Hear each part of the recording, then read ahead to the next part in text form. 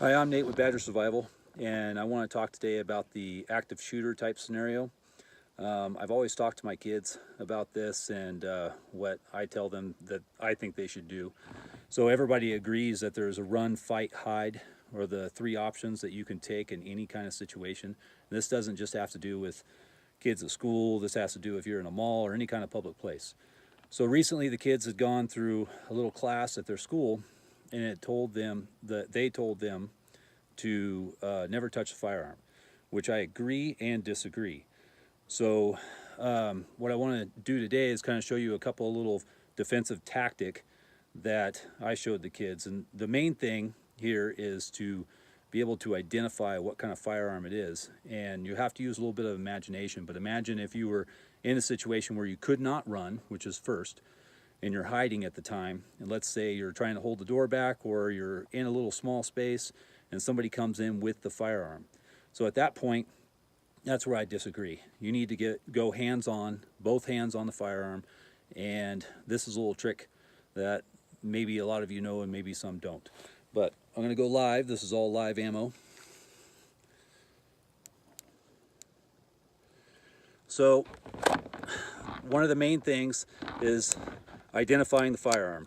This is a semi-automatic pistol, and they're pretty much all going to act the same way in the way that I'm going to show you today.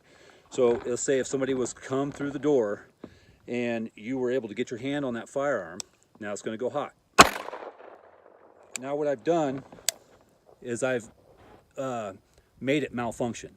Now at that point, a lot of people don't really know what to do. And you see it on the range all the time. People will kind of fumble with the gun, or they hand it to somebody else, say, I don't know what's wrong with it. But in that situation, you can either continue to fight, or that can buy you time to get out. So anyway, second, I would say, is a revolver. Now this one, we're not actually going to fire, because what we're going to try to do is cover that hammer. That firearm cannot fire if you're blocking that hammer, plus the cylinder. So that way, it just, nothing can happen there. And if you can get your thumb in there, it may hurt, but it's not going to hurt near as bad.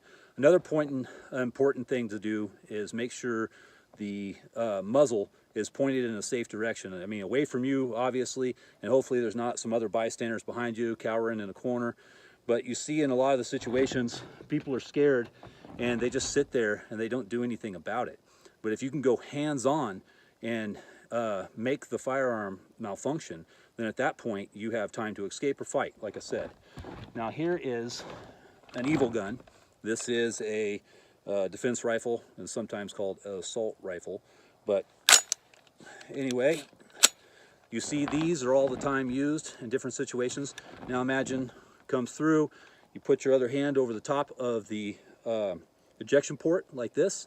But because of safety and just myself, I'm going to have to go ahead and use this hand. Now I have completely made this firearm malfunction. In this scenario, I can't even get it to go like this and to go again.